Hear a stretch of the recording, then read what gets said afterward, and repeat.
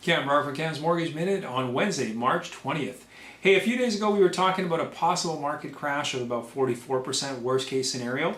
Well, Scotiabank came out yesterday or a couple of days ago and they were mentioning that their crystal ball they're looking at, they don't see any market crash, just a continued stagnation and a slowdown in the market overall throughout 2013 and going into following years. They're citing this based on demographic trends which they believe will support demand in the medium term.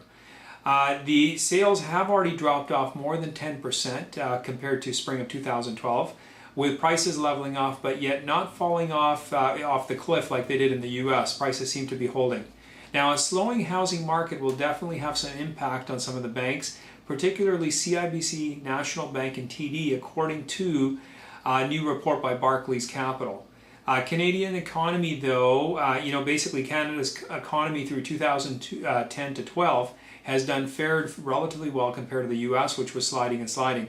And Scotiabank said that the housing slowdown will trim a 1/4 percentage point off Canada's economic growth in 2013 and 14. But prices will likely remain above year-ago levels until basically at least the second half of 2013.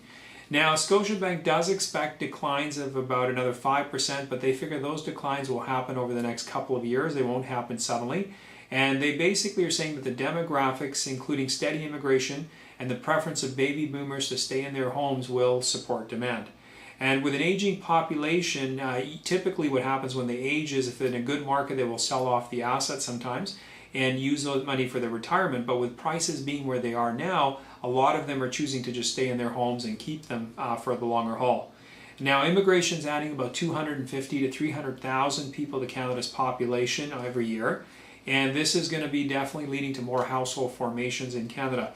Now, most immigrants typically rent for the first 5 years when they're in the country, and after that, usually about 70% of them within a 10-year span of first arriving here are homeowners. So they're definitely going to be driving the demand for housing. And most immigrants seem to choose the medium to large size cities, so that's going to be good news for places like Toronto and Vancouver, and it should help sustain their their market values and prices. And that's pretty much it. So again, like I said, differing opinions. I mean, you have one agency saying one thing, another agency saying another thing. And again, the beauty is that time will allow us to look back on all this and see where it all ends.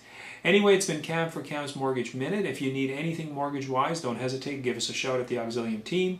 We're always here and happy to help. And again, any questions at any point, give us a shout. See you tomorrow.